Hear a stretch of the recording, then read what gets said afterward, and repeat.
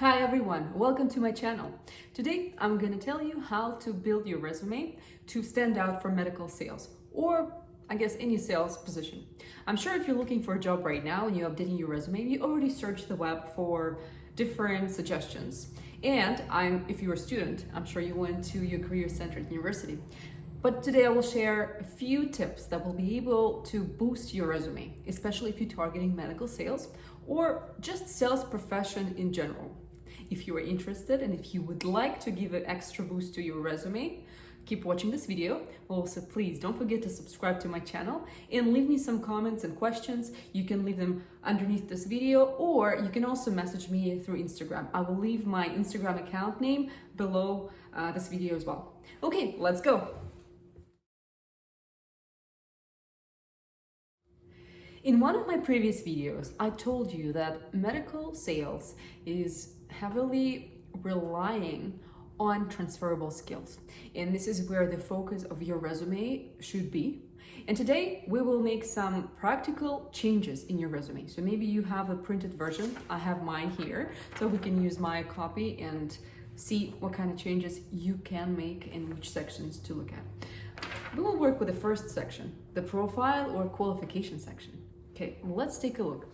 My suggestion would be to add your transferable skills first. Just list them up front. And again, in one of my videos, I mentioned what kind of skills recruiters are looking for, and I'll mention them to you again.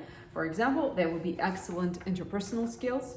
You can also say thriving in competitive environment, self-organization, adaptability to change.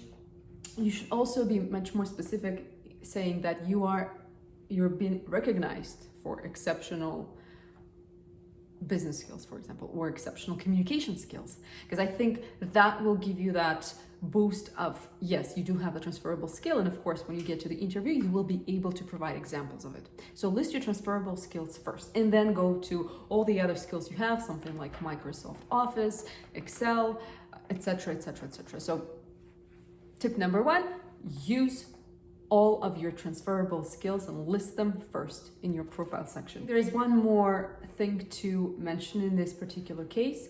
When you list your skill, try to be specific and try to give some sort of example where that skill was used. So just don't list it, because everyone lists all the skills. An example from here: highly driven, result-oriented, with proven record of successfully running the company for 5 years. So that's something that you can put. The second portion that we will work on in resume will be the previous job experience section. It's a very common approach to list the responsibilities underneath the job title. And maybe for some cases, some HR departments, they're looking for just responsibilities to match what they're looking for, but it's not going to be enough for medical sales. Companies, as I mentioned before, are looking for people who actually worked in competitive environment and they were able to deliver measurable achievements. And my suggestion for this section will be exactly this. Not only list the responsibilities that you had before in your previous job, but also list distinctions. List of achievements will allow you to demonstrate the real life examples of your work. And I will include the photo of my resume, of a portion of it, and I'll tell you how I organize my resume as well. If you were working in sales before, list your achievements, sales versus target.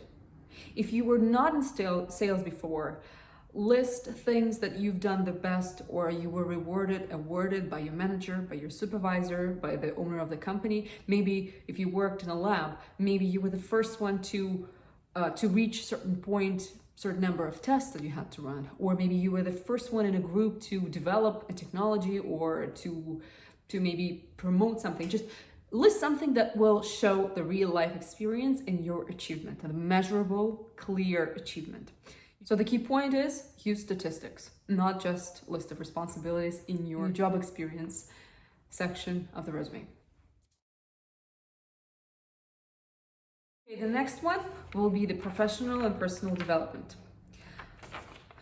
I would say do not neglect professional development section, because that's another chance for you to show that you actually either had some experience that will demonstrate that you are trying to achieve high targets, high goals, and maybe that's something that will represent that you're interested in this particular job or company, that something is related to this position.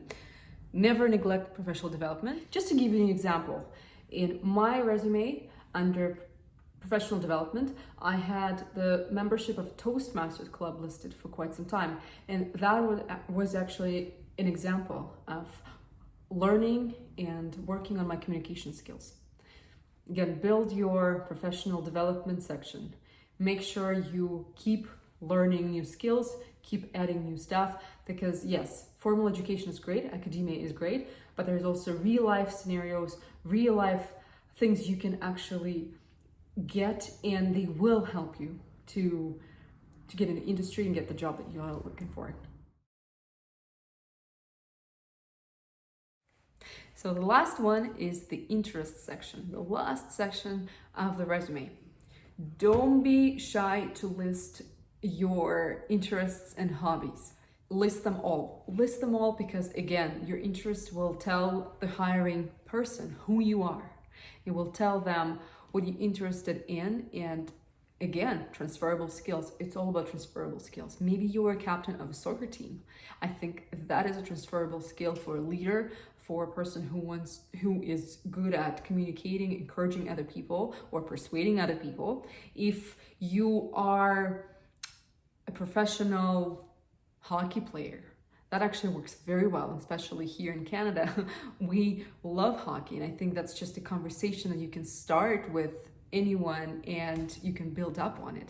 In medical sales, it's very prevalent actually, people coming into this area and this profession from professional sports, because I think it shows the personality of a candidate.